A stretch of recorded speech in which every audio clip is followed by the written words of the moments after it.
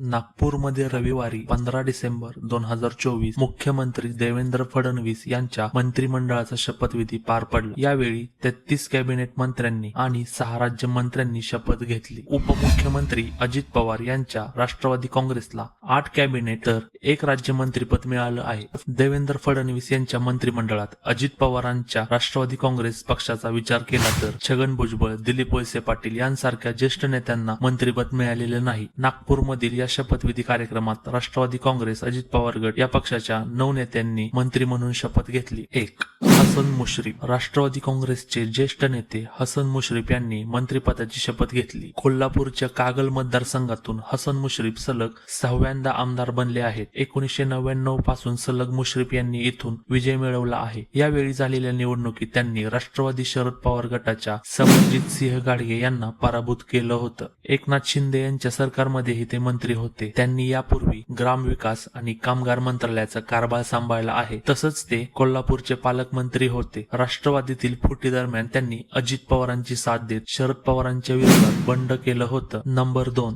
धनंजय मुंडे। परळी विधानसभा मतदारसंघाचे आमदार धनंजय मुंडे यांनी देखील कॅबिनेट मंत्रिपदाची शपथ घेतली आहे। मागील सरकारमध्ये कृषी मंत्री राहिलेल्या धनंजय मुंडे यांना राष्ट्रवादी काँग्रेसने पुन्हा एकदा संधी दिली आहे। परळीमधून मुंडे बंधू भगिनींची मंत्रिमंडळात वर्णी लागली आहे। नंबर 3. दत्तात्रय भरणे। अजित पवारांच्या राष्ट्रवादी काँग्रेसकडून इंदापूर मतदारसंघातून निवडणूक लढवलेल्या दत्तात्रय भरणे यांनीही मंत्रिपदाची शपथ घेतली आहे। शरद पवारांच्या राष्ट्रवादी काँग्रेसकडून लढणाऱ्या हर्षवर्धन पाटील यांचा त्यांनी पराभव केला आहे। नंबर 4. अदिती तटकरे। राष्ट्रवादी काँग्रेसचे प्रदेशाध्यक्ष सुनील तटकरे यांच्या त्या कन्या याआधी देखील त्यांनी मंत्रिपद भूषवलं आहे। रायगड जिल्ह्यातील श्रीवर्धन विधानसभा मतदारसंघाचं त्या प्रतिनिधित्व करतात। नंबर 5.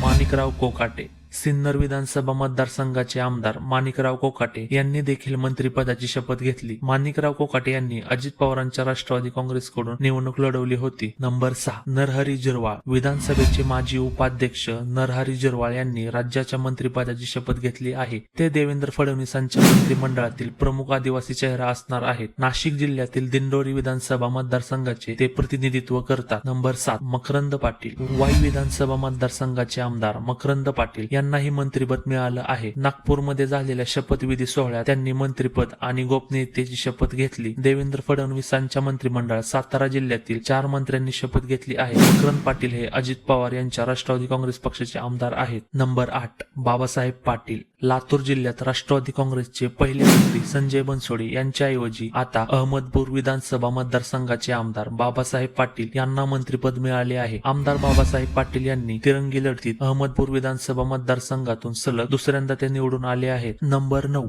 इंद्रनील नाईक। पुसद विधानसभा मतदारसंघाचे राष्ट्रवादी काँग्रेस अजित पवार गटाचे युवा आमदार इंद्रनील नाईक यांनी मंत्रिमंडळात राज्यमंत्री म्हणून शपथ घेतली। राज्याचे माजी मंत्री मनोहरराव नाईक यांचे ते चिरंजीव आहेत, तर राज्याचे माजी मुख्यमंत्री कैलासवासी वसंतराव नाईक यांचे ते नातू असून ते पुसद विधानसभा मतदारसंघातून दुसऱ्यांदा निवडून आले आहेत। यावेळी ते 90,000च्या मताधिक्याने निवडून आले आहेत। तुम्हाला हा व्हिडिओ आवडला असेल तर व्हिडिओला लाईक करा, सबस्क्राईब करा। असेच नवनवीन व्हिडिओ पाहण्यासाठी झक्कास गोष्टी या चॅनेलला सबस्क्राईब करा। धन्यवाद।